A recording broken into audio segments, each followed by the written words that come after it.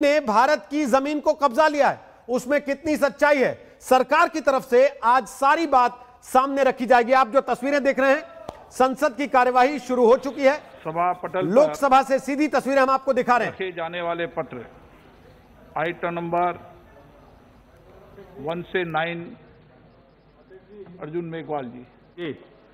अध्यक्ष जी, मैं आपकी अनुमति से जो क्रम संख्या 1 से 9 तक जो दस्तावेज हैं, जो श्री गिरिराज सिंह जी के, श्री मनसुख भाई मांडविया जी के, श्री अर्जुन राम मेघवाल, श्री दानवे साहब, श्री जी किशन रेड्डी, श्री पुरुषोत्तम रूपाला जी, श्री साध्वी निरंजन ज्योति जी, श्री अनुराग सिंह ठाकुर साहब और श्री नित्यानंद राय साहब, इनके नाम के आगे जो दस्तावेज विभिन्न मंत्रालयों के अंकित हैं, वो आपकी अनुमति से मैं सदन के पटल पर रखता हूं। धन्यवाद।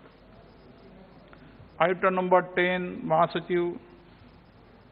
Lay on the table the Direct Tax Vivad se Vishwas Bill 2020, the Central Sanskrit University Bill 2020, the Appropriation Bill 2020, the Appropriation Number 2 Bill 2020, the Jammu and Kashmir Appropriation Bill 2020, the Jammu and Kashmir Appropriation Number 2 Bill 2020, the Jammu and Kashmir Appropriation Number 3 Bill 2020, the Jammu and Kashmir Appropriation Number।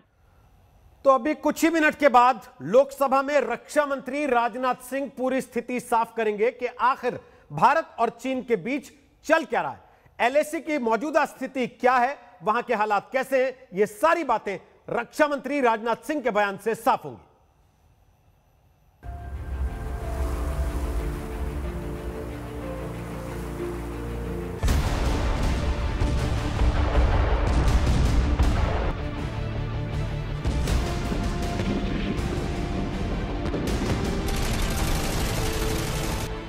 हमारी सेना के वीर जवान सीमा पर डटे हुए हैं।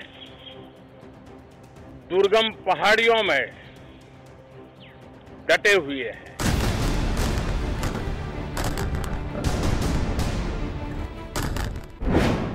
संसद तक चीन की गूंज, लोकसभा में रक्षा मंत्री का बयान। माननीय सदस्य प्लीज।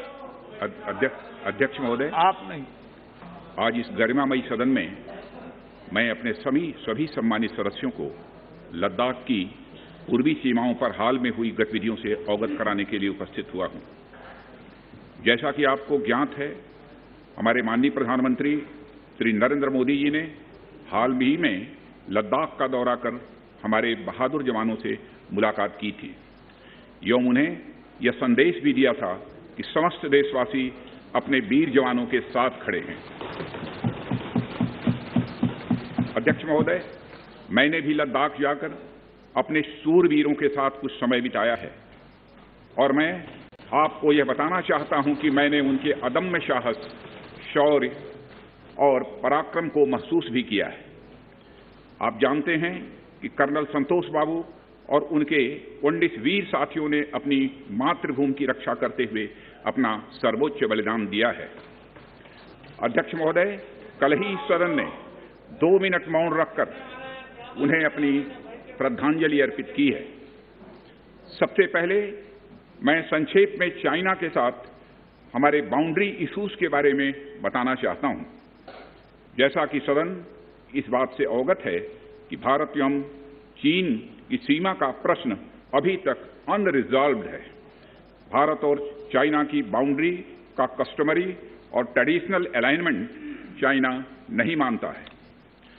हम यह मानते हैं कि यह अलाइनमेंट वेल एस्टेब्लिश्ड भौगोलिक सिद्धांतों पर आधारित है, जिसकी पुष्टि न केवल ट्रीटीज और एग्रीमेंट द्वारा बल्कि हिस्टोरिक यूजेस के प्रैक्टिसेस द्वारा भी हुई है। इससे दोनों देश सदियों से अवगत हैं, जबकि चाइना यह मानता है कि बाउंड्री अभी भी औपचारिक रूप से निर्धारित नहीं है। साथ ही चाइना यह भी मानता है कि हिस्टोरिकल ज्यूरिडिक्शन के आधार पर जो ट्रेडिशनल कस्टमरी लाइन है, उसके बारे में दोनों देशों की एक अलग अलग व्याख्या है। दोनों देश 1950 एवं 1960 के दशक में इस पर बातचीत कर रहे थे, परंतु इस पर म्यूचुअली एक्सेप्टेबल समाधान नहीं निकल पाया। जैसा कि यह सदन अच्छी तरह अवगत है कि चाइना भारत की लगभग 38,000 स्क्वायर किलोमीटर भूमि का अनधिकृत कब्जा लद्दाख में किए हुए है।